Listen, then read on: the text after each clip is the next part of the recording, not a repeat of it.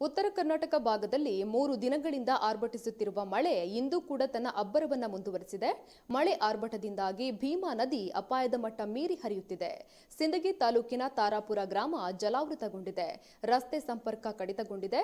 ಮಳೆ ಅವಾಂತರದಿಂದ 5 ಮಂದಿ ಮೃತಪಟ್ಟಿದ್ದಾರೆ. ಕಲಬುರಗಿಯಲ್ಲಿ ದಾಖಲೆಯ ಮಳೆಯಾಗಿದ್ದು ಜನರ ಪಾಲಿನ ಪ್ರಳಯ ಸ್ವರೂಪಿಯಾಗಿ ಗೋಚರಿಸುತ್ತಿದೆ. ಇಷ್ಟಾದರೂ ಕೂಡ ಕಲಬುರಗಿ ಮತ್ತು ಯಾದಗಿರಿ ಜಿಲ್ಲೆಯ ಜನಪ್ರತಿನಿಧಿಗಳು ಮತ್ತು ಜಿಲ್ಲಾ ಉಸ್ತುವಾರಿ ಸಚಿವರು ಮಾತ್ರ ಯಾವುದೇ ರೀತಿಯ ತಲೆ ಕೆಡಿಸಿಕೊಂಡಿಲ್ಲ. ಇತ್ತ ಮುಖವೂ ಮಾಡಿಲ್ಲ. ಹೀಗಾಗಿ ಜನತೆ ರಾಜಕೀಯ ನಾಯಕರ ಈ ವರ್ತನೆಗೆ ಬೇಸರ ವ್ಯಕ್ತಪಡಿಸಿದ್ದಾರೆ.